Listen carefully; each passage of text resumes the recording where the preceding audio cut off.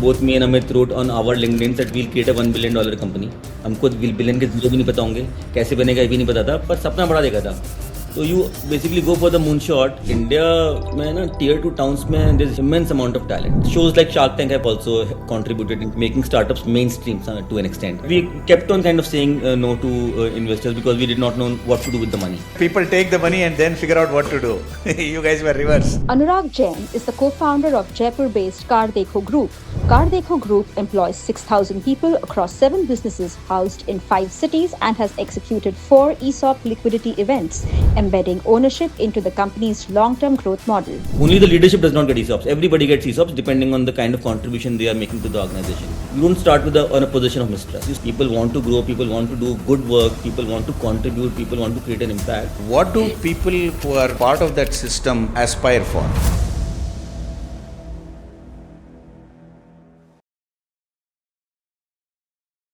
You can just give a very quick summary of where you guys are, what the prime business is, and then we'll continue the conversation from there. Sure. So basically, we are kind of not a startup anymore. We started almost 17, 18 years back. 2007 is when we started. And the initial company was built only on services business, which was Grenard Software, where we kind of worked for our ex-employers. Both me and Amit are from IIT Delhi, and we wanted to come back to Jaipur because our father had just passed away. He was the only son. So there was a story to kind of us coming back to Jaipur. So Jaipur happened by choice of moving to the city for the love of our family, not because of any other reason. All the other, let's say, benefits of coming back to Jaipur and then building out of here, probably we realized later in the cycle, but we love the city and we grew up here. So that's why we came back. And over the course of so many last 18 years, we have built multiple offices now across India, and whatever, let's say, gaps we used to feel that we cannot hire in Jaipur or do things in Jaipur, we also built additional teams or leadership teams in NCR, Gurgaon specifically. Also other offices, but like mostly Gurgaon and Jaipur are the where to density of offices are, people are. And you can say roughly 6,000 people are there in the group right now. Wow. We do around 7 different kinds of businesses. The group is structured in such a way that me and Amit are the co-founders and promoters. And there are operating CEOs for each business who are separate. And there's a journey to where how we kind of got to that. And some of these people are people who have worked with us for more than 8-10 years and kind of have risen to the ranks of being titled a CEO co-founder in that capacity. And there's some professional CEOs also that we have got for matured established businesses. So the group has kind of grown organically. मतलब कहते हैं ना कि ईंट से ईंट जोड़ के brick by brick बनाया मतलब last 18 years में. There was no steroids, no injection, no growth hormones. Everything has been kind of laid out on basic fundamental unit economics and kind of doing the right things for the business. No, hold that thought, because that is one thing that I really want to understand, and and it'll be great if you can explain how that came about. We'll just get into that point. And the thing that you mentioned, that you're no longer a startup, from what I've seen about what you guys have done, I think you are the head startup in the family of startup. So I would still put it that way, because a lot of the guidance, and I'm sure from what I've read about you and Amit, you guys still run it as a startup. कितना साल है वो फर्क नहीं पड़ता, but I think that's how I would anchor it. And again, a little bit double click on Jaipur. I know you came there for family reasons and so on and so forth, but predominantly, and since you guys from that place, I'm sure the culture of the place is familiar, very, very familiar to you as well. So one of the things we would generally try to look at is, if you are going to build a company in a certain geography, what do people who are part of that system aspire for? So, for example, if you take a look at an engineer that you want to hire in Jaipur, in generally, do you see their aspirations being any different than anywhere else? What would they look for? For example, I'll just give you as an anchor, like for example, Bangalore or any other big city, most of the engineers who come out who are not necessarily entrepreneurial, wants to work for the big tech companies. Aapka dream job kya hai is one of the questions that gets asked in the college, right? So they all anchor that around, I want to work for Google, I want to work for Meta or whatever. But when you come outside of these cities and get into, non-metros, what do you see as the career aspiration from somebody who is local? See, I think India में ना tier 2 towns में there's huge talent, immense amount of talent. And Absolutely.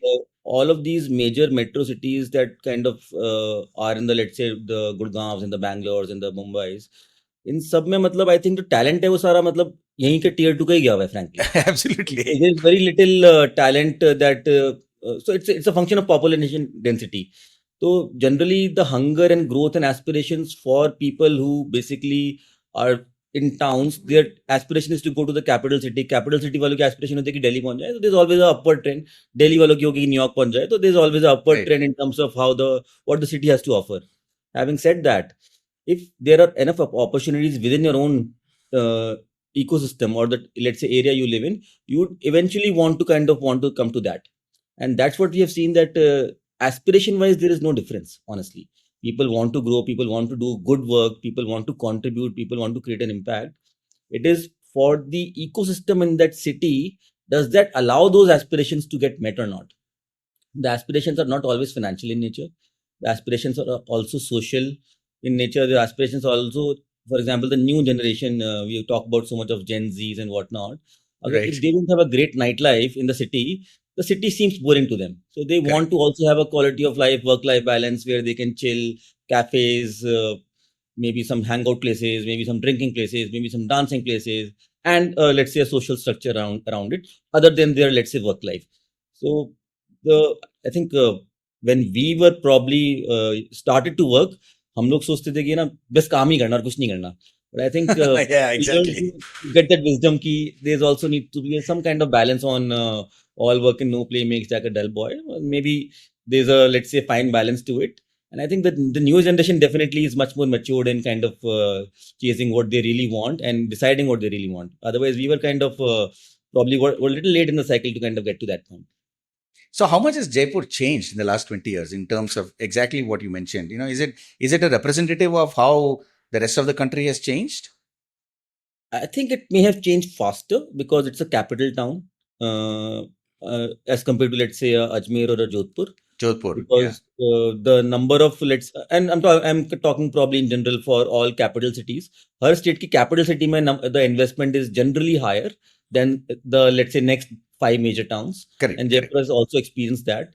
For example, अभी जयपुर आज की date में आप दिल्ली से अगर travel करना चाहो, in 2.5 to 3 hours you can reach there. You will do door to door.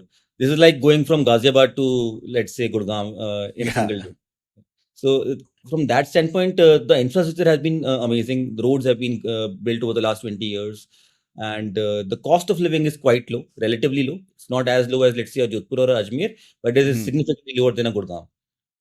Cost of living would entail, let's say, your house, a 3-bedroom house, an equivalent house in Gurgaon will be much more expensive. And general traffic, pollution, dust, all of those are the positives of staying in a smaller town as compared to a Gurgaon.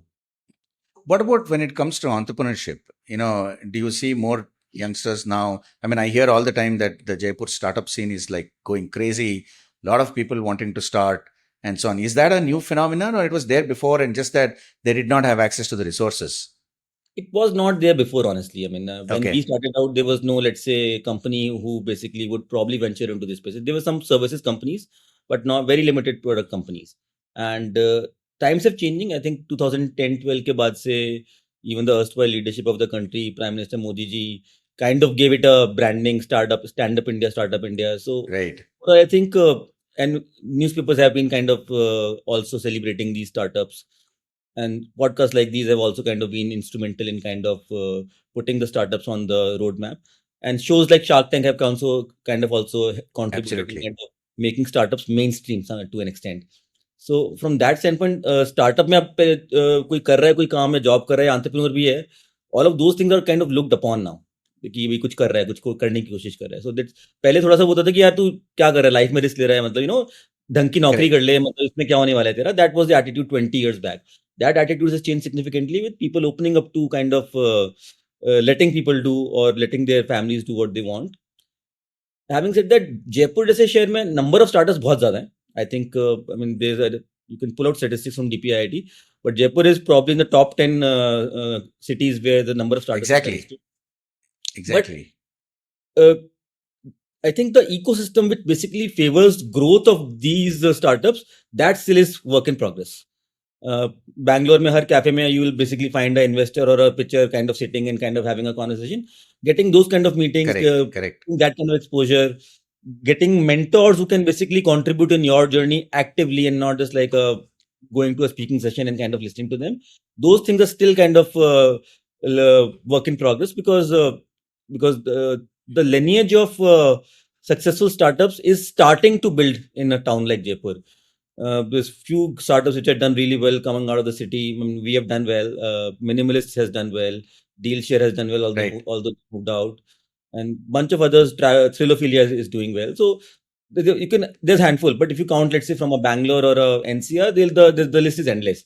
So the ecosystem is obviously much more evolved when it comes to a bigger town, but we are kind of a work in progress, I think, and the quality of people is amazing here. That I can tell you.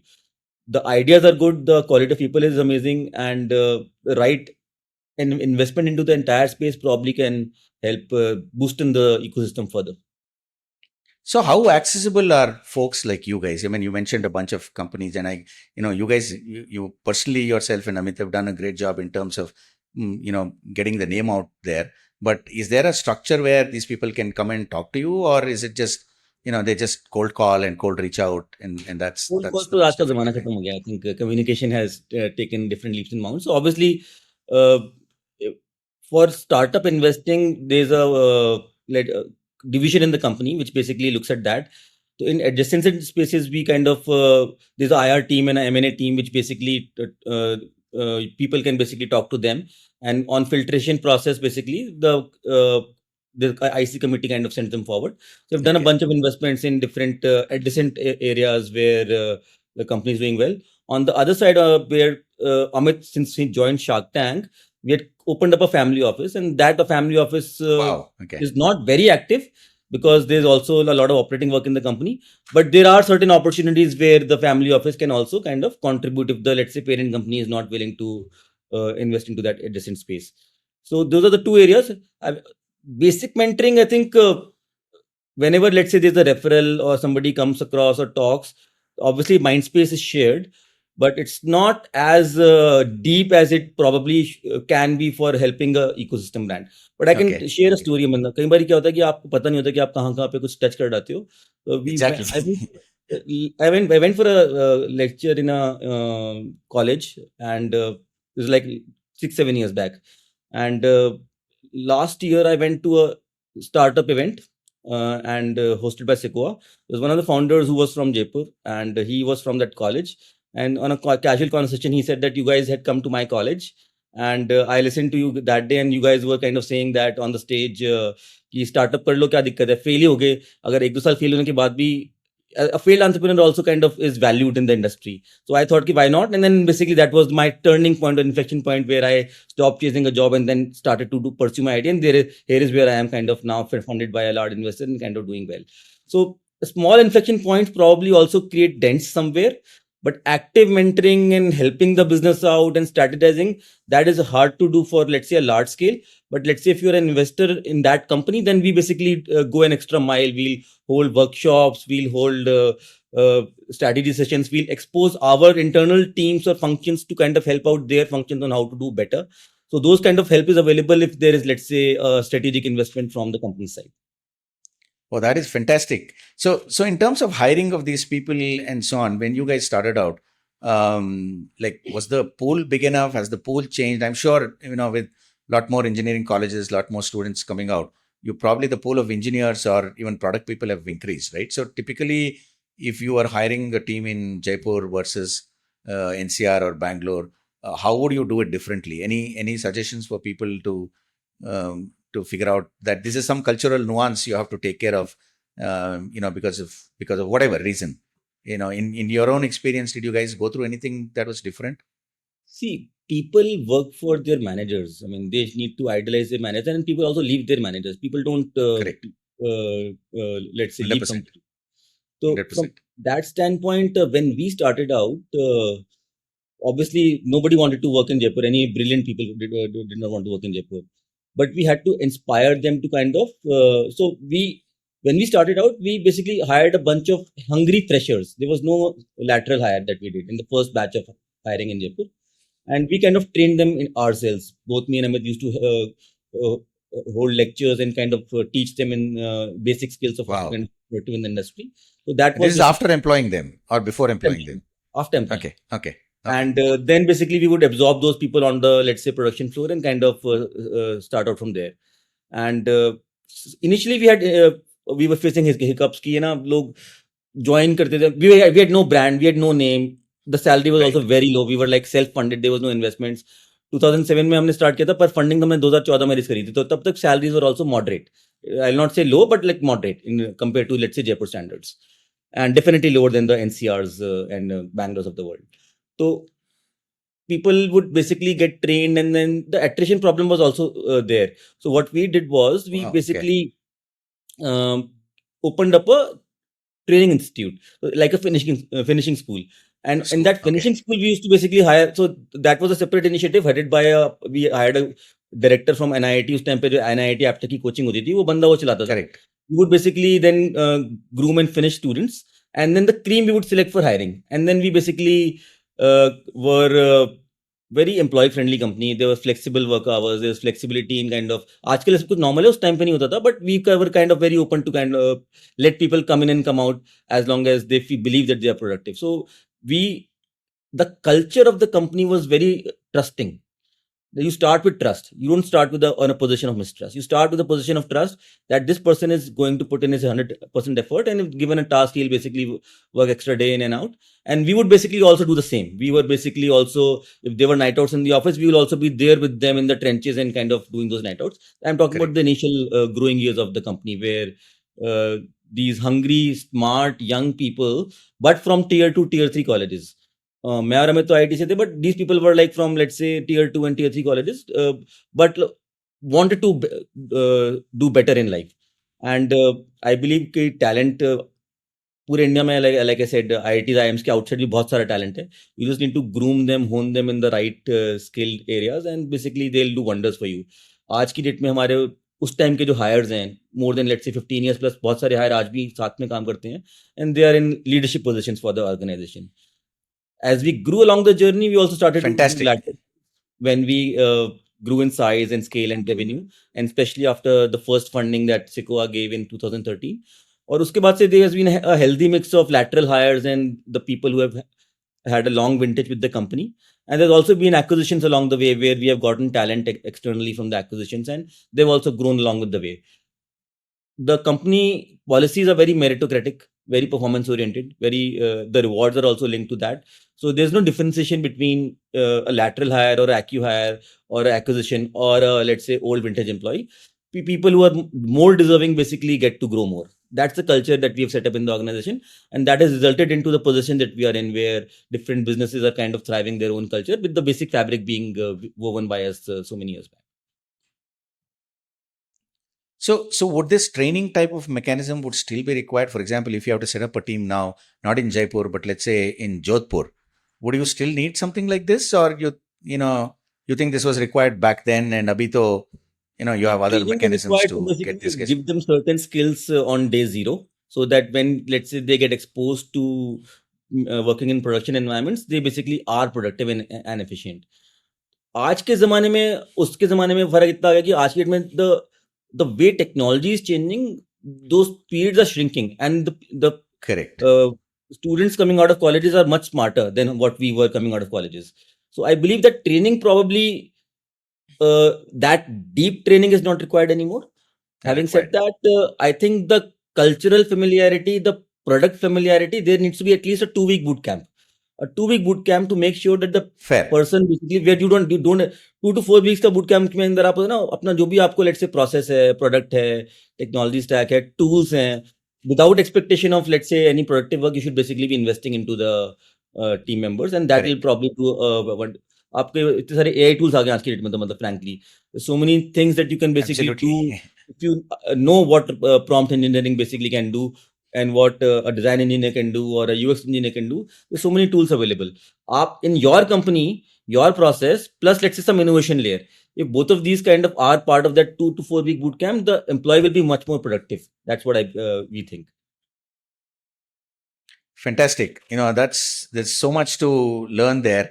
And I'm also kind of assuming, in terms of attrition, if people had to leave, would they really leave you guys to another company in Jaipur, or they would just leave Jaipur? So they're not really leaving you, they're leaving the town. Was that more of how the attrition played out, or was there anything else interesting happening there? Different answer for different eras. I mean, originally, people generally would leave for let's say a bigger city. कि जहाँ पे ना मतलब जयपुर में Right. Let's say the dimensions that they wanted to kind of explore life were not fully there. So they would generally leave the city to go to a let's say bigger city. And within Jaipur attrition, we rarely faced because we were one of the better work culture, better peers in the let's say city ecosystem. And over years, I think our industry, the attrition for high performers has been very low for us, and almost 95% retention है हमारा high post के अंदर, because we have different tools Wow. and reward systems for retaining those people. There's ESOPs which we basically are very very kind of generous on in general, and the number of beneficiaries in the ESOP pool is also significantly higher. So depending on the value contribution people are making, ESOP's value can be from a few lakhs to a few crores. So from that standpoint, there's a range of ESOP coverage. Only the leadership does not get ESOPs. Everybody gets ESOPs depending on the kind of contribution they are making to the organization. And they've also differentiated between some, let's say, loyalty ESOPs, which basically gets with vintage. There's also performance ESOPs, it basically gets part of each appraisal process every year on top of the additional grants that have already been given. And there's also, let's say, critical talent ke liye there's additional ESOPs and also long-term incentive plans, LTIPs bolte hain company ke andar. So there's a reward structure, there's a fixed pay, there's a variable pay, there's a bonus pay.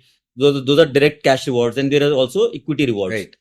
Depending on the contribution you're making to the group, different bands, grades, and levels will be entitled or eligible for different kind of levels. And we've created a reasonably large pool for kind of catering to different businesses of the company. When businesses get So when did you get larger, then we create separate ESOP pools in those sub businesses so Pools. that you also kind of have skin in the game for the subsidiary businesses. For example, in Southeast Yeah, Asia, I- there's a separate correct. ESOP pool. In InsuranceDekho, there's a separate ESOP pool, and the parent also has a separate ESOP pool. Fantastic. I'll get to that. So Hmm. in the ESOP pool, when did you actually start the ESOP pool? Was it very early on in the life of the company, or you built it as you raised funding? At what point did you feel it was a good instrument for people's growth, retention, and all this additional, levers that come in addition to the wealth creation part? See, we started this company with the intention of creating value for our customers and doing genuine business. Right. So for the first 6-7 years before we raised our first capital, every month was profitable for us. We were never a loss making Wow. company. And Wow. the धंधा खोलने के लिए company कर रही थी, मतलब valuation build करने के लिए नहीं करी थी. We had Okay. not built this for investors and for any valuation metric. Post that, obviously, when investors actually started to give us offers right from 2010 when CarDekho started to do really well in terms of traffic and scaled up. But we kept on kind of saying no to investors because we did not know what to do with the money. 11-12 time frame, we were Article fortunate. people take the money and then figure out what to do. You guys were reverse. Every month profitable है, operating cash flow आ रहा है, तो between me and Amit we had a discussion कि पहले इस पैसे को खर्च कर लेते हैं, ये खर्च हो जाएगा ना तो फिर funding raise कर लेंगे, otherwise what's the fun? So anyways, but 2012 में our vision got unlocked. We made a trip to US.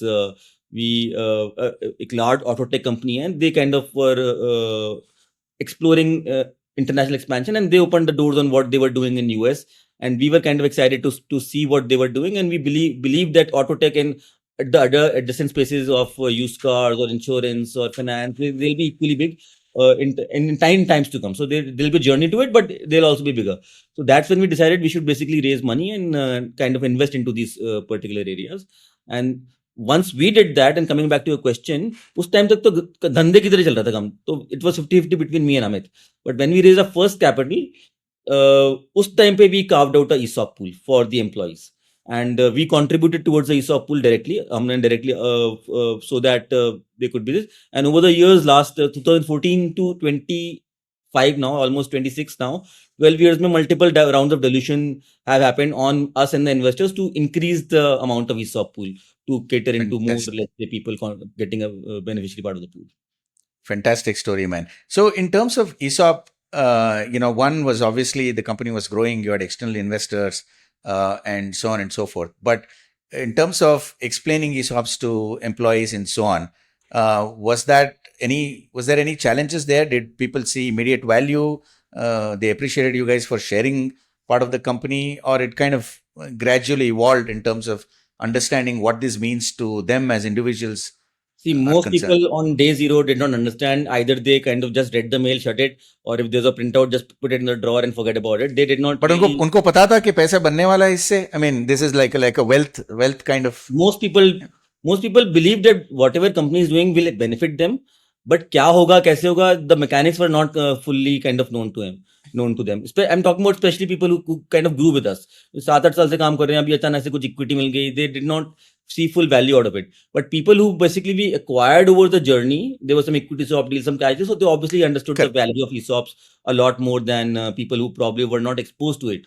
But slowly, as kind of time progressed, and we've had 4 liquidity events over ESOPs. We're still a private company, but we have facilitated 4 liquidity events during the last 7-8 years for people to kind of benefit from the equity that they are holding as ESOPs. So the belief kind of got reinforced because we were able to provide liquidity to the tool, and that kind of has kind of helped people into believing into the instrument more than ever. We are an IPO bound company now, so I think the belief is firmly established, but that belief with the liquidity events also got kind of reinforced over a period of time. And from the first share price, which was like a little less than a 10,000 rupee per share in 2014, 3 years back we were like 1.25 lakh, like a 13 times jump in 7 years, 8 years, and a value to be discovered in the IPO process. But the instrument has kind of scaled up significantly from the day we first carved out the pool. This is so cool, man. I mean, I hope more and more people, do stuff like this. And you guys have been pioneers doing this for a long time. If you're saying 4-5 liquidity events over the last 7 years, that's really amazing. And I'm sure that has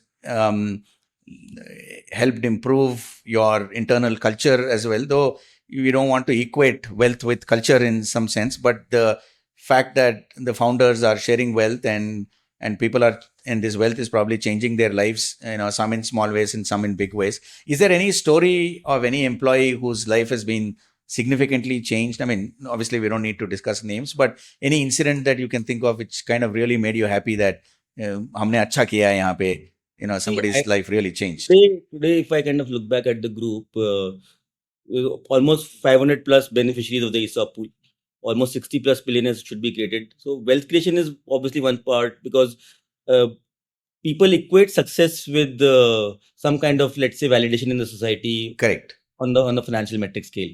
So you can't be like we are not like a not for profit organization where the cause is like the only thing. There's also has to be a win-win for everybody. The kind of impact we are creating in, let's say, the society, that it's like a Maslow's pyramid, right? I mean, you have to take care of the basic needs before Correct. you can move on to the higher Absolutely. needs. So, abhi jaise we have a Grinar Foundation, which basically is working with underprivileged girls, working with them for education, and there's different initiatives that we kind of carved out. Also, the vision in the Autotech, we have taken the UN SDG pledge of being carbon neutral by 2030. So, kind of doing our bit to kind of give back to the society. The kind of, let's say, the health benefits, or let's say the policy benefits, flexibility in work environment, trying to do the right things. So I think which most modern tech startups are probably also doing. We're not the only ones. But the one thing which probably I will be proud of is that we today call ourselves as a house of founders. And it's not just me and Amit who are the founders of this company. There are multiple founders, and at the right material scale, there's the person who has been working with us as an employee for, let's say, 10 years in leadership is converted into a co-founder and is asked to raise capital at the subsidiary level. And we have successfully demonstrated it at least 2 or 3 subsidiaries. InsuranceDekho is one example. where the business has done amazingly well. It was housed inside the company, but then it was fully owned subsidiary, and at a right scale, Ankit kind of did amazingly well with the idea. And now it is a separate company, a unicorn in making, in my opinion, within the group. So after the initial capital, Ankit kind of, as a group, what we did was we carved out founder capital and employee ESOP pool in the equity table. And so the conversion from an employee to co-founder, so Ankit still owns company equity as a co-founder level. And that basically sets example for others of, if they contribute to the business immensely and are running the business their way, there's more to be earned from company and trust to be given by the company in terms of ownership. And Southeast Asia, mein, Umang is the co-founder with Umesh, and those two are like Umang came within the acquisition of Gaadi, which we did in 2015. Right. He's still with the group, but building the Southeast Asia business. So the people are kind of sticking around, building businesses, creating value, and different businesses have New Auto is kind of doing well under Mayank Jain, who came from media background. So he was a lateral hire, but he is doing amazingly well there. PowerDrift co-founders are also with the group, doing very well. Multiple businesses that kind of have been added to the group, and they've added to the culture and the steam power that has been in the overall group. The overall house of founder strategy has worked well for us because it has enabled us to grow multiple businesses. More recently, we acquired a company called Rev. It's in self-mobility. Anupam and Karan were the co-founders for that. And now Karan is doing a startup called Karam, and Anupam is continuing with Rev. And those two businesses are profitable, run rating almost 5x of what they were doing prior to the acquisition in just 18 months time frame. So overall, great stories coming out of these acquisitions, because we give a cultural fabric and an environment where these people are also able to grow their businesses with more freedom and flexibility, and also learn, let's say, what you learned over the last 17, 18 years. And we expanded into now Saudi Arabia and UAE. Southeast Asia, we already expanded, and we're kind of establishing the leadership team for Saudi Arabia. So the company is kind of diversifying into different spaces. In AI, we're also kind of doing some initiatives in Grinar AI Labs. There's also some things we're doing in the solution space and the services space.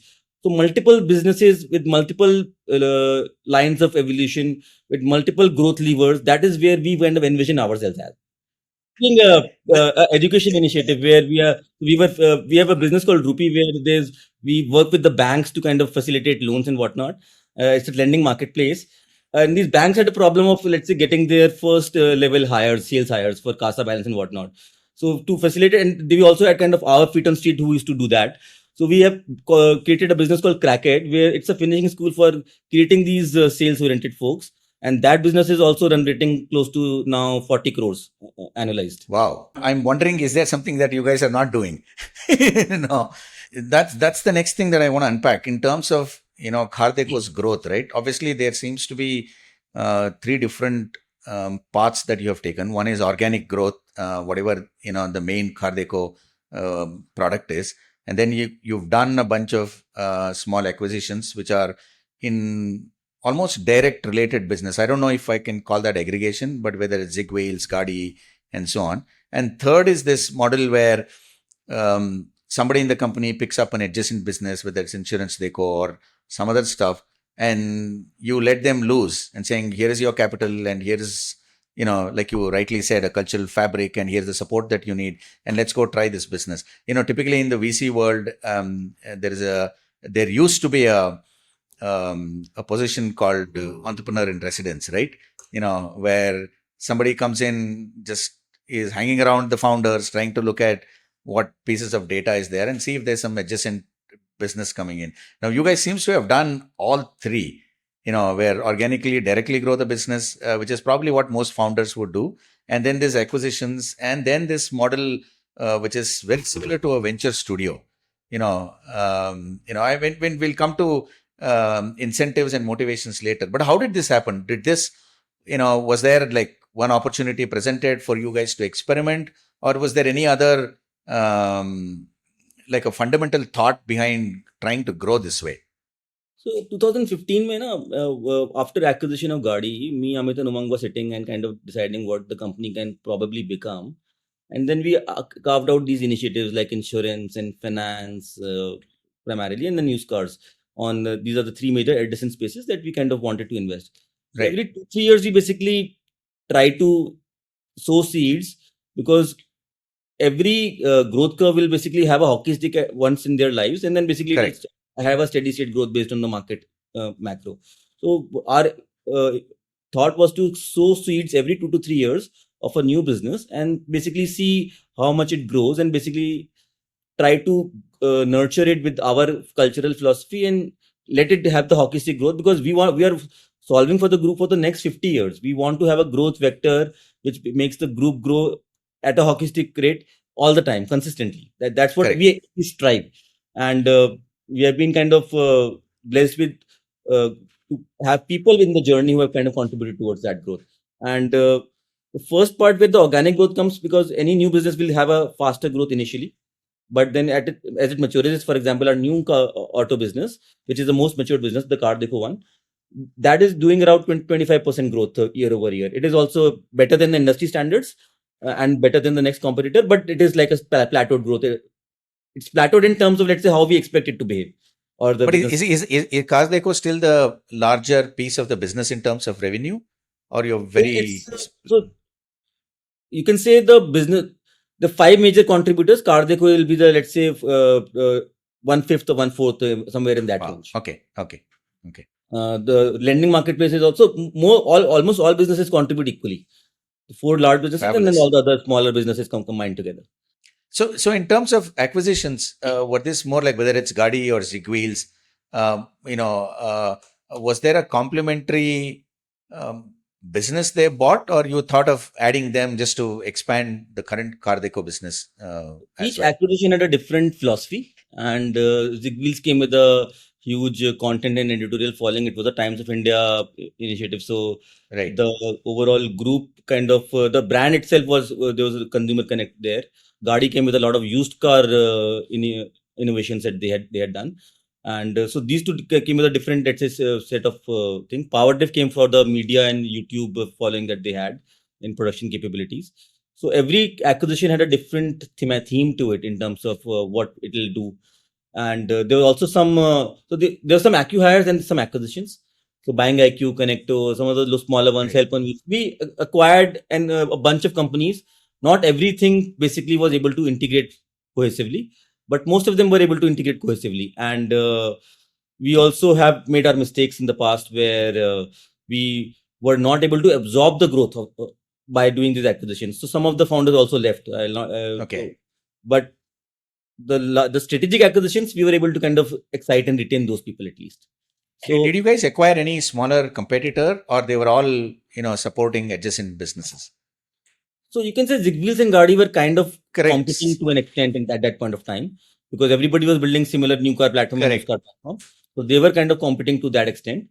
But beyond that, I think most of them have been kind of adjacencies to what we were doing.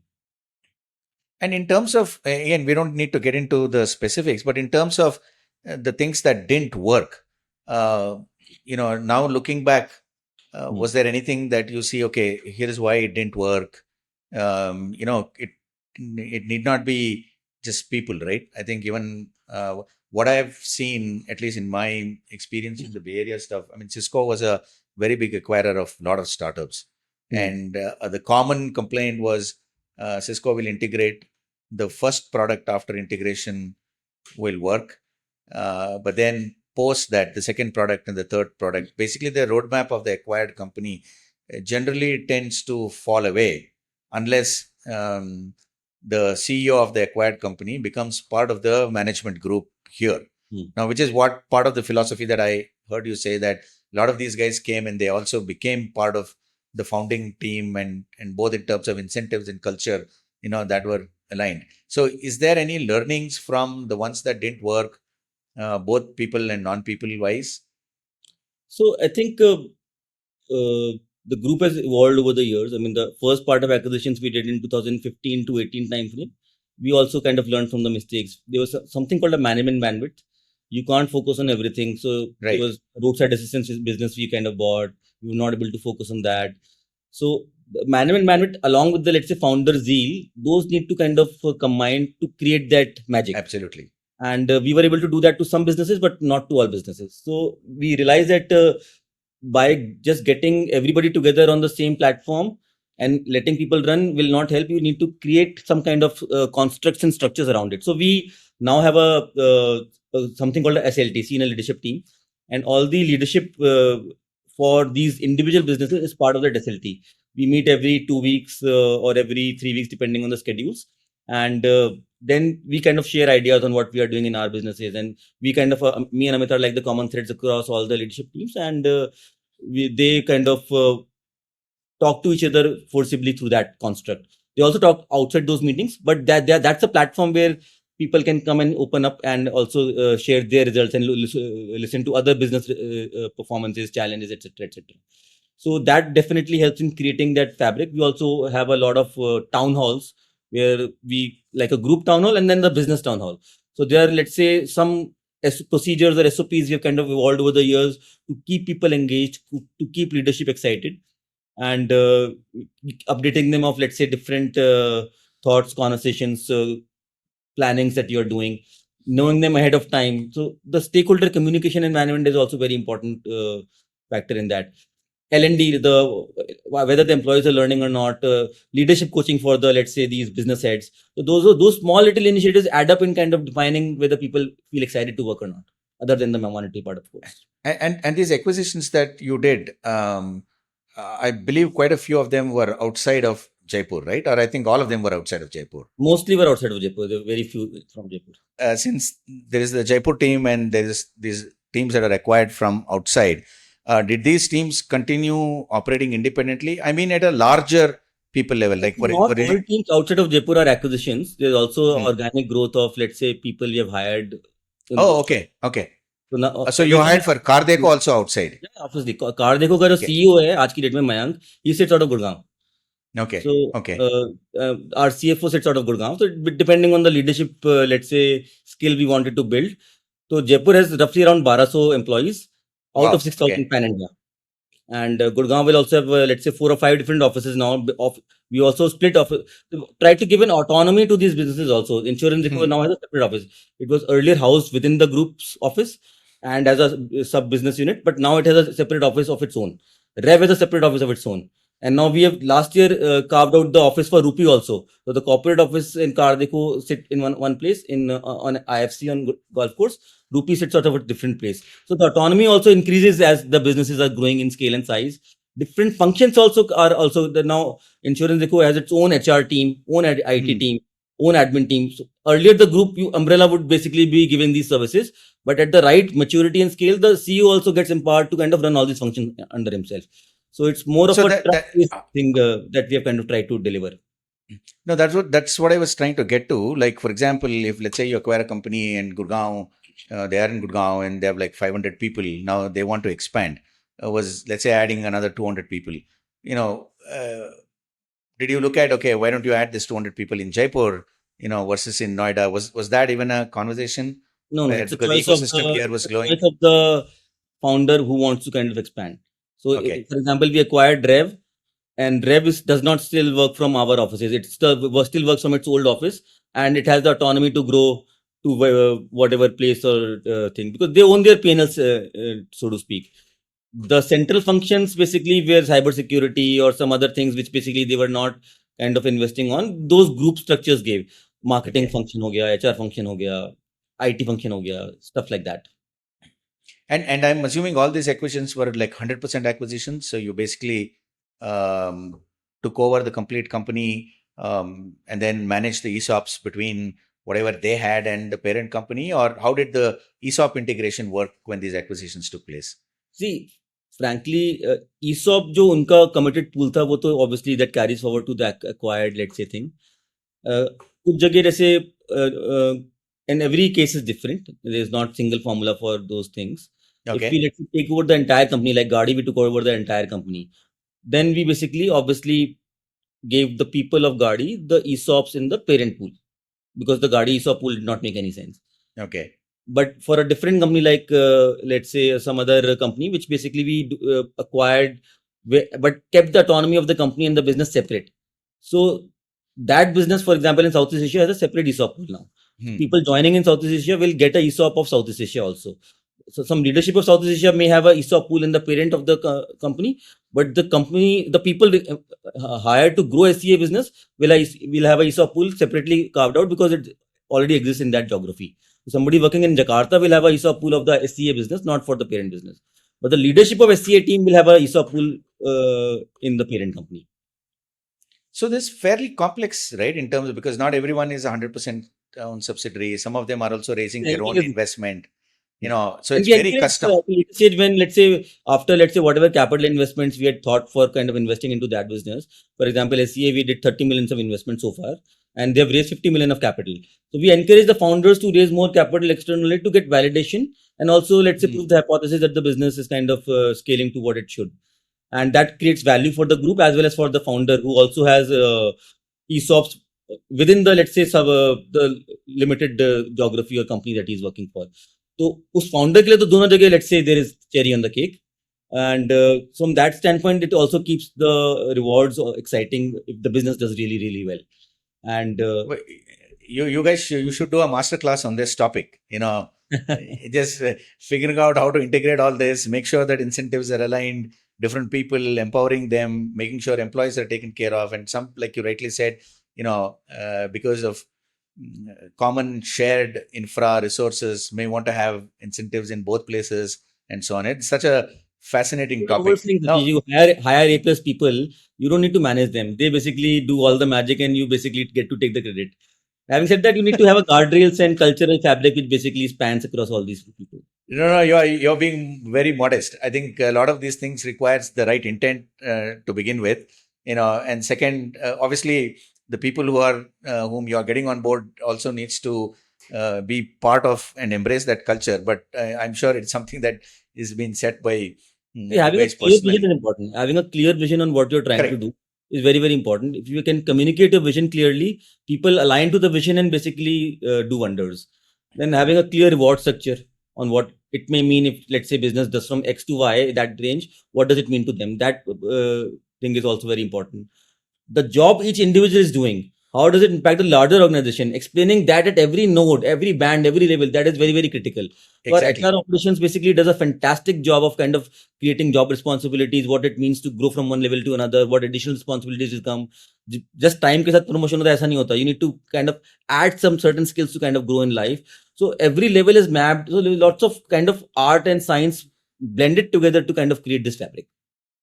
So, but you see, one of the things that I kind of keep hearing from a lot of leaders is that for you to be able to do this kind of at a policy level and make it work, you need to have, you need to really be on the ground with so many businesses, so many leaders. What is your mechanism of kind of getting to know the culture of these individual businesses? Because now they are also spread across different cities and so on. Obviously, the management team you meet quite often and so on and so forth. But just to get a grip of here is how things are moving. Do you guys do anything in particular? There's business town halls which Amit organizes at his desk, and basically it's a no. कोई पहले से question ही नहीं होता. You can ask any question after the town hall is finished. So it's like an open house. And the group town hall is also there, where basically there's an open house where every business head basically will come and present, and then there's like an open house. You can ask any question to anybody there. There's also some whistleblower policies. There's also ask any question policy over an email. Let's say the town halls are kind of interspersed in time. There's also ombudsman. So there's let's say different constructs in the company where people can either. There's also all ideas matter. You can for positive, negative, and let's say any sharing. There are different platforms. And we also have a recognition platform over our where people can basically recognize others' contribution in their lives by giving a virtual card on the HRMS platform that we have. So different kinds of let's say tools are kind of built and weaved into the company to kind of for people to share their let's say emotion or things. So there's a structural way to kind of enable people to share their thoughts and feel their feeling. I mean, हमारे attendance लगती है, तो उसमें एक moodometer है. You just don't do present. You see, I'm feeling anxious, I'm feeling happy, I'm feeling. So you can basically move to the company. That is so cool, man. That is so cool. I mean, again, you make it sound it as so simple and easy. I know the effort that will go into something of this kind. आपके लिए कोई inspiration था क्या? When you build, I know you guys have talked previously about Tata Sons and trying to have trying to learn something from what they build. But this is much more at a at a very early stage level. All the businesses are growing, all the employees are young and new, and so on. Was there any other inspiration, anything that helped you kind of build a structure and culture like this? We carry a lot of inspiration from Tata Group on the cultural part of it. And on the innovation part, I think the US tech giants have done phenomenally well on the innovation part, technology front. I mean, Elon Musk is doing amazingly well. Steve Jobs did what he could. There are different inspirations from different people. And honestly मतलब मुझे पता लगता है कि inspiration केवल बड़े नामों में नहीं होती. आप है ना किसी मतलब सामने बैठे किसी बंदे से भी इंस्पिरेशन ले सकते हो. There certain attribute which he will be very good at. So at least I personally try to absorb goodness of everybody around me. And humility हो गई, या आपका लेट्स से बात करने का तरीका हो गया, आपका कम्युनिकेट करने का तरीका हो गया. Different things that you can learn from different people too, and that basically does self improvement for me. The self improvement in me cascades into, let's say, what I do for the organization probably. So you पहले खुद को ठीक कर लो, फिर बाद में company ठीक कर लोगे ना यार. So, like I said, you make it sound very simple, but let's get to the next part, which is this, other people in the company starting out on smaller ideas, then you guys encouraging that, and they're getting on to become founders of that business. So, so again, I'm trying to look for stuff that other people could basically use this as a framework, try it out. Unke liye work karta hai ki nahi karta hai? Is there any pitfalls of this kind of approach? Do you identify people first and then say, aap idea leke aao, figure out? Or you'll have some idea in mind and say, is idea ke liye ye banda sahi hai, let him go and experiment. What is the thought process behind, that? इतना इतना भी Wild West नहीं है obviously. Number of business ये खोल देंगे तो मतलब obviously every person will have some idea and you don't have the bandwidth to kind of, right? So it's not like the wild west where you kind of go hunting everywhere. When I said all ideas matter, it did not mean कि वो idea आएगा तो उसकी company बन जाएगी. It meant a small improvement in process, in let's say कि किसी dealer team के अंदर से कोई improvement idea आ जाए, कोई ऑपरेशन टीम से कोई improvement idea आ जाए कि मेरे I do this job, this can be done better in this way. Those kind of small little things, and every 1% improvement compounds to a large number basically. Exactly. So that is that. The larger strategic ideas where we allocate capital and do, they basically are more thought through on what we want to do. And they can be a part of the acquisition like Rev, or let's say a homegrown business, Cracket, where the founder was very passionate about, let's say, making people ready for their first jobs and be productive than anybody else in that competing space. And then the need of, let's say, the industry. So आपको उसका ये भी देखना पड़ता है कि उस चीज़ की डिमांड है कि नहीं है, टैम कितना है. So if there needs to be a demand for it, the TAM needs to be large enough, and the founder needs to be passionate about the particular subject. ये तीन marry करते हैं, then basically you kind of have a, let's say, proposal in place that this is something worth looking into. So far we have done to build things into adjacent spaces and not kind of do कि कोई भी idea है random तो उसको कर लें. That we don't do, because there has to be some kind of synergy with the group at that level. So almost, thinking like an early stage investor, but you have some platform that they can launch on rather than starting from zero. Is that how you would put that? Yeah. So there's central corporate functions which basically help a business when they kind of get incubated or started up. So they don't have to worry about those mechanics. They just need to worry about growing their business and their team to grow that business. So आपका जो finance function हो गया, IT function हो गया, admin function हो गया, HR function हो गया, cyber security function हो गया, all those functions you don't have to worry about. The group will take care of it. Let's say if you're a smaller unit, and you just worry about hiring your team and doing the whatever, let's say, product development and sales you need to do for your kind of business. And as you grow and scale, you will basically kind of be hiring for those functions also eventually, but at a material stage. Otherwise, there is no point of adding, let's say, corporate cost over your functions. So that's how we can behave. And the rewards attached with growing the business also kind of are, the people trust us that there will be rewards. Not everything is, let's say, in the final form hone wala hai, wo to matlab, it's a very evolving thing, because there are times where you need to increase the ESOP pool, there are times you need to recap the founders. There's also different scenarios, but you start with a default scenario, but that may not be the final scenario. People understand that also. But there's a default scenario that you start out with. But and if there's also milestones that you have to hit. We have an elaborate annual operating plan exercise where everybody commits to the growth that they will be doing, the revenue plan, the expense plan, the EBITDA that they will deliver to the group. So वो सारा मतलब एक साल की planning we start in January. We iterate for almost 6 weeks before we finalize on the plan and present it to the board. And then we kind of follow it diligently to the through the next year. And there's also a 3-year long range plan. कि ये तो next year का तो ये है, which is little more accurate. This is a 3-year plan, and this is like the long range plan, which basically can what this business can become. So all of those things are seeded into the business heads or the CEOs or the founders head to kind of make him think in that direction. So those are like the process or hidden lights which basically help you navigate that particular darkness. So these are all good stuff, right? Everybody is growing, some new ideas are coming in and so on. Was there any, moments where, maybe it's COVID or some other large market event where you guys had to go through, cut down on ideation, cut down on expenses? Where was there, how was COVID for you guys? Was it still, growing but slowly during that scenario? No, COVID was definitely bad for almost all organizations, which basically had some bit of, let's say, going out in the car sales are almost zero, right? I mean, so Correct. the associated revenues for different companies were also kind of driven to zero.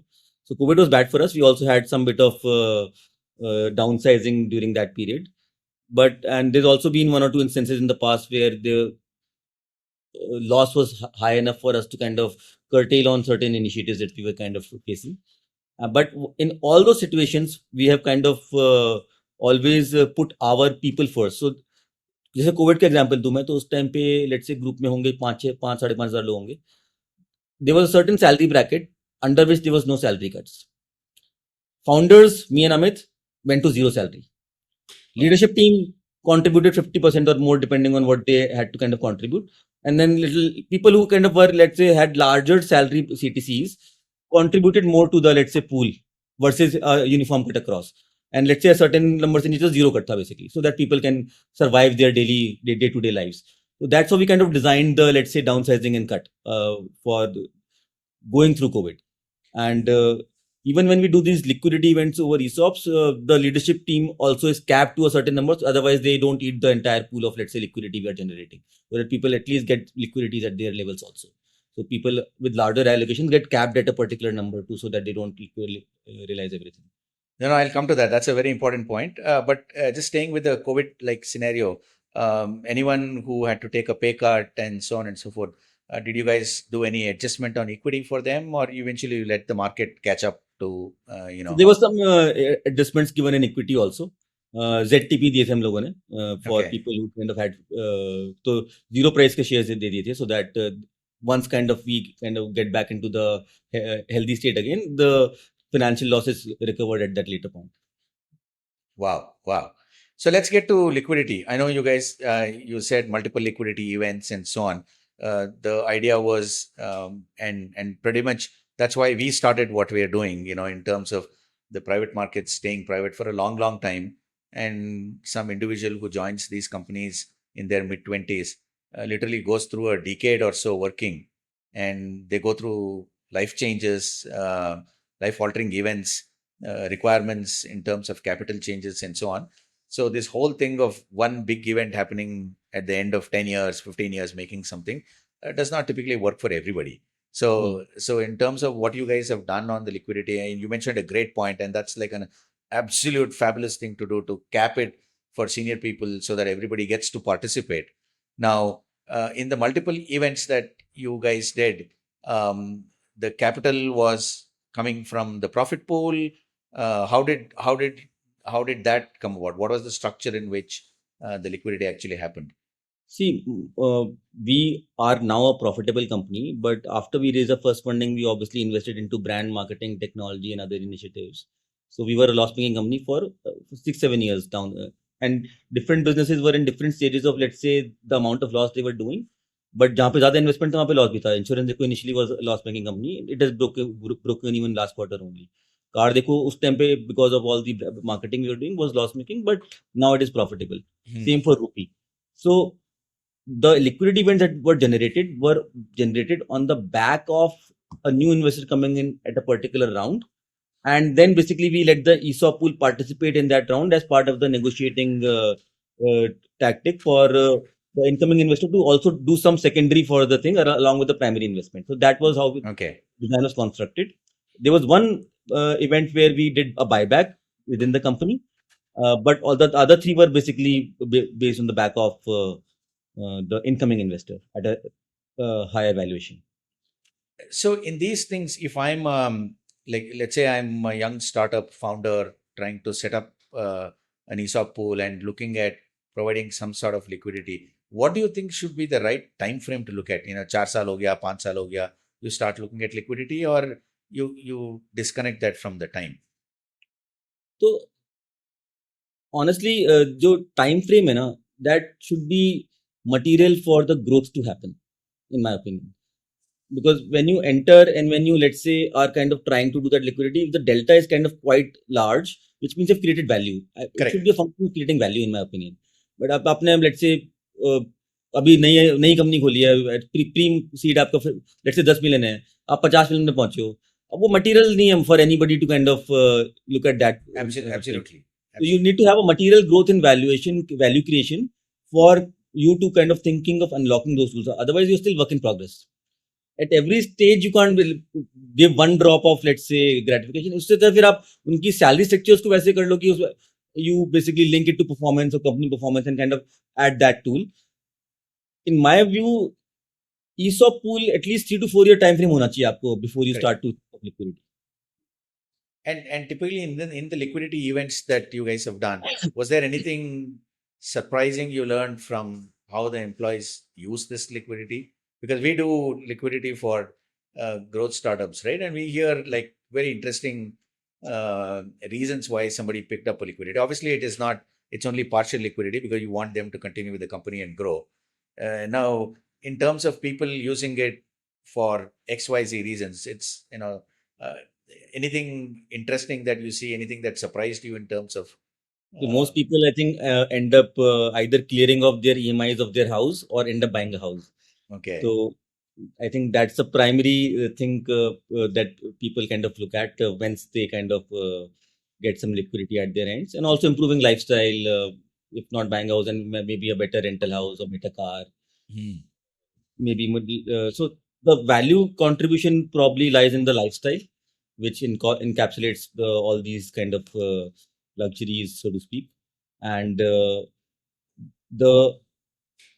rarely I've seen that people, once they kind of generate liquidity, I don't see their aspirations go down. By the hunger for doing better, because you kind of lay out your expenses and lifestyle in such a way that your needs probably always overpower what you probably want to think financially wise. And at one point, I think I believe that people who are at a certain scale in their life have the mind space piece free for kind of doing and chasing things that they are good at also. 100%. Basics are, like you rightly said about the Maslow hierarchy. Some basic stuff is taken care of. अभी दिमाग में वो सब नहीं है, काम करना है. वो होता नहीं, liquidity दे दी तो आदमी काम करना छोड़ देगा, ऐसा नहीं होता. I have never seen exceptions may be there, but on an average, people don't stop working once you generate liquidity for them. And I'm sure nobody's talking about 100%. और आ सकता है कुछ. And I'm sure nobody's talking about 100% liquidity, right? Of course. It's a prorated thing. The total pool is also prorated, and people's participation is also prorated.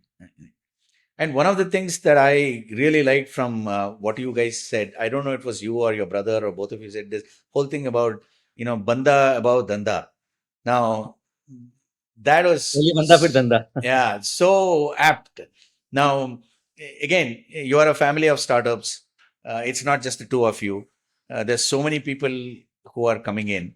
Now, is there a mental model you have on how do you evaluate, just the founders whom you're investing in and acquiring and saying, do they have the same type of concept? What is your, in terms of just evaluating these founders for a cultural match with how you think, in terms of what is priority for them? Is there any mental models that you use to come to this conclusion that ये बंदा हमारे साथ काम करेगा, ये probably नहीं करेगा, ये short term करेगा, type of bucketing? Over the years, you build that sense of the value system is same or not. Value system similar होना चाहिए. Value system similar नहीं है, then basically it's very hard to work together. maybe that it can be a investment, so to speak, where you don't talk to him. But if you want to work closely, then the value system has to be very, very common. So most of the common attributes that I see is that most of these people are kind of first generation hungry people trying to do better in their space. Most of them have also kind of faced failures in life at some point, or either in the journey of their company or education, where they basically have been jolted to kind of get back to reality. Those kind of experiences definitely help. In general, मतलब middle class value system तो बोलते हैं ना कि भैया अच्छी पढ़ाई कर, अच्छा कर, अच्छा कर, अच्छा कर, be good to others. Those kind of value systems is kind of what we relate to. We run this company like a family. So when we would go to, we'll chill together, we'll party together. The social scene is within the company. यहाँ पे employee relationship बिल्कुल भी नहीं है. And you basically create a culture of trust where people believe that मेरे दुख सुख दुख में आदमी काम आएगा. मतलब if somebody going through a problem, it is not कि भाई काम क्यों नहीं किया. You basically understand the problem first and maybe give a leeway. There's a sabbatical policy. There's other policies where basically the person's well-being is first looked at versus कि भाई इतना पैसा दिया काम क्यों नहीं करा तू. It's not that. So one final set of questions around helping people with ESOP design. I mean, earlier you talked about something time based, something based on performance, and so on. So in your opinion, what should your ideal vesting structure for an employee should would look like? It depends on the stage of the company. In my opinion, there is not one single answer which is right. Some people do it 25, 25, 25 each year in a 4-year vesting cliff. Some Right. people, for let's say larger critical talents, because of the law, have a 1-year cliff. Minimum 1-year cliff is required for vesting. Correct. Some people do let's say growth based vesting, like 10, 20, 30, 40. Let's say if they're very early stage, so they don't want to commit a lot of equity upfront. They want to kind of कि company का value अगर 5-6 साल में आने वाला है, तो I'll do 10, 20, 30, 40 because people feel they believe. So there's no single right answer. It depends on stage of the company and the mindset of the founder. And in a large mature setups, I think prorated is fine. And accelerated is also fine if you, let's say, are closer to the liquidity events, in my opinion. It totally depends on where you are placed. The other part is the retention of the ESOPs once an employee exits, because you also need to take, let's say, in an 18-year period. I have still not gone public, right? I mean, Correct. let's say 2014 से तो almost 12 साल हो गए. 12 साल से मैं public नहीं गया since I rolled out my ESOP pool. मैंने liquidity events generate किए. Having said that, आपका जो भी mindset है, if you want people to create wealth, then people also have to retain those shares in their hands once they leave. So once we kind of once people left, we have a 4+4 policy. What that means is that we have worked with the group for 4 years, and when you leave, your share ESOPs will not lapse in 1 month or 6 months or whatever. You'll get 4 years to kind of exercise them, because there's a taxation policy again, Right. lock and Absolutely. So Absolutely. we give 4 years to such people for kind of exercising if they spend 4 years. The thought process behind is to, if they've contributed to the group, then give them little more time for Correct. kind Correct. of maybe being part of some liquidity event that the company can generate. And whenever we generated the liquidity events, both active and inactive employees were kind of part of that group. Wow. And this is the similar policy across the group, or you've just let the local leaders decide what policy they want for their own companies? So liquidity events subsidiary levels पे अभी कम आए हैं, because their journey has been smaller. But we hope that obviously the board will decide. We Correct. can't veto. The board of that company will decide. But culturally, we would want similar things to happen. And even in the case of people who leave, and you said this 4+4, a similar type of structure is what is like We try to recommended. push. We try to push all these good structures. I mean, people who have kind of at least they can be one up, in my opinion. Be more generous. At least इतना तो होना चाहिए. So finally, coming down to people's appreciation of ESOPs or any variable compensation structure that is connected to companies' growth. Now, in the last few years, India has gone through an explosion in terms of stock market usage, right? Now, newer people have coming into public markets, whether it is for trading or buying shares and so on and so forth. So do you now, irrespective of the liquidity, do you see people now appreciating ESOPs more because they now understand what this would bring in terms of value, because now they're a lot more exposed to the public markets? So two things have changed in the last 2-3 years, I think. One is that these tech companies have started to go public. First wave में जहाँ पे ये Zomato, Paytm go public गए थे, उसके बाद से Correct. started to realize कि ये public जाएंगे is not a dream. ये होता है. So the tech startup ecosystem going public, that is a reality now. And So that is one thing. The other is the shares are being traded in the private spaces. तो पहले NSE का share जैसे बहुत market में बिक रहा है बहुत साल, but now shares of OYO or let's say the companies about to go public are also trading in the market, and that has kind of instilled belief in people who probably look at diversifying their portfolio for let's say these high growth startups, because आपको story ऐसी सुनने को मिलती है कि भैया ये इतने डाले थे, कुछ लाखों डाले थे, कुछ करोड़ों हो गए. Correct. And you can't do that when you invest that into a let's say a blue chip company on the Nifty 50 company, where few lakhs will become a few crores. That will not happen in those kind of opportunities. But you still have the small caps, right? A lot of people have made money in small caps. What I'm saying is general familiarity with stock market. किसी ने पैसा बनाया. Awareness is what I'm saying. Last 2 years में awareness is increasing. Investment into private unlisted space is increasing. Small cap के अंदर भी listed space के अंदर ही लोग basically कर पाते हैं. Correct. Listed space में again 100x का jump नहीं आता. Barring a few exceptions, so I don't know what happens on those stocks. But listed space में company एक level की maturity पे होती है. Unlisted space में basically jackpot लगने की बहुत probability होती है, which is what the venture capital and private equity do, right? Correct. So people have started to participate in those things.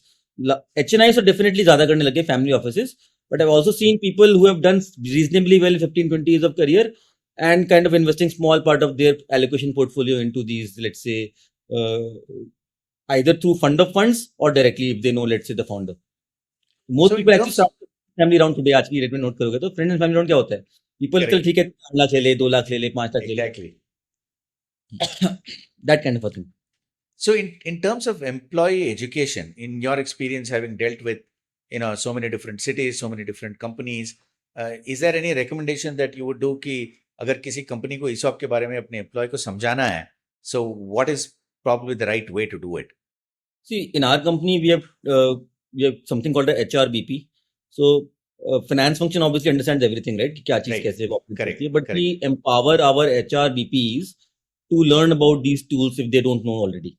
Okay. Obviously seasoned HR को तो पता होता है, but let's say कोई junior fresher HR है उसको नहीं पता होगा, तो she is trained to handle all the queries, and then there's a people can basically ask, there's a desk which people can ask questions to, and the HRBP is not able to handle those questions, and basically the person at the back kind of takes over that questions. You also educate our managers. The first point of let's say inquiry can be the manager. Correct. On होता क्या है. If the managers understand this stuff, they'll be able to cascade it better. And the belief in tool also kind of gets instilled. So both manager, HR form that let's say pillars which basically on the education and awareness lies. And कभी-कभी workshop भी कर लेते हो आप basically depending on there are many freshers joined, तो आप workshop भी कर सकते हो वैसे. Fantastic, man. I mean, I can keep talking to you for hours on this. One last question. How do you guys manage your time? This looks like there is so much to do on a continual basis. ये ऐसा नहीं कि एक बार कर दिया and then it's running by itself, right? So in terms of your daily time, you invest in leadership, you invest in people, and they do the heavy lifting for you. So you basically kind of यार फिर से आप बहुत आसान बना रहे हो उसको. You are underplaying the role you guys are doing. But I'm kind of curious, really, because one is obviously the leadership. You said personal connect, and you try to maintain that stuff and so on. But in terms of your own time, I don't know how many businesses you have to review. How many issues get escalated to you. Just really curious to know what you have set up. And between you and Amit, आप लोग divide करते हो ऐसे problems. You take care this kind of problems. I'll take care. Amit takes care of the business, let's say reviews. Okay. I participate in that, but he drives them. Okay. I look at more enabling functions and let's say some businesses which are in their early stages of growth. तो जैसे मैंने 5-6 आपको major businesses बताए, ऐसे 5-6 smaller seeds भी हैं. So we divide the seeds amongst us, and that's how we kind of spend our time. And जो भी let's say आपका people can put their time on their calendar. They don't do ask. If you see a slot open in the calendar, you can put your time on the calendar and see any of us. The time slot needs to be open. The calendar is open for people. So be accessible, be open to people, and basically prioritize. So there's certain drills and rituals that we have made, like monthly review hoga, quarterly ये होगा, annually होगा, half yearly होगा, तो सबका एक ritual बना हुआ है. So those things already are ahead of time on the calendar, and then people keep on filling their slots on depending on where their problems or needs are. And there's also, let's say, different charters or audits that we do across the group and create initiatives out of them. तो cyber security की अलग होती है, ITGC की अलग होती है. 3 साल से हम लोग great place to work certified हैं. सो एम्प्लॉय एंगेजमेंट को मेजर करने के लिए टूल्स अलग अलग हैं. So from all perspective, every, and this is not something that let's say comes to my or Amit's tables eventually. जो senior C-suite leadership है, उनकी टेबल पे आते हैं सारे KPIs. That's how you are able to scale and spend so much of time and try to do a better job at, let's say, at it versus trying to do everything yourselves. So I'm happy to probably say कि मैं simple sound कर रहा हूँ, but genuinely if you empower people and entitle people, they will do wonders. And you're blessed to have people around like that. Fantastic, Anurag. Anything else that you think would be useful in this space that we've talked about for a young founder that we missed discussing? I know there is a lot of stuff that I would personally would want to ask you, but fundamentally in this space, is there anything that you think? One thing which probably I can share is that सपना है ना बड़ा देखना चाहिए. I mean, when we started this Fantastic. company 2007 के अंदर, both me and Amit wrote on our LinkedIn that we'll create a $1 billion company. हमको Wow. Billion के जीरो भी नहीं पता होंगे, कैसे बनेगा ये भी नहीं पता था, पर सपना बड़ा देखा था. तो you basically go for the moonshot. Even if you do a half a good job, it's kind of good enough. I mean, the entire universe and cosmos tries to align in the thoughts that you're creating in your own head. So affirmations, manifestations will believe into the belief. It will create belief around you. It will create an aura. It will create belief in the people. And eventually, probably you will get there. That's what my belief is. So, sapna bada dekho. Chota nahi. Fantastic, man. Thanks.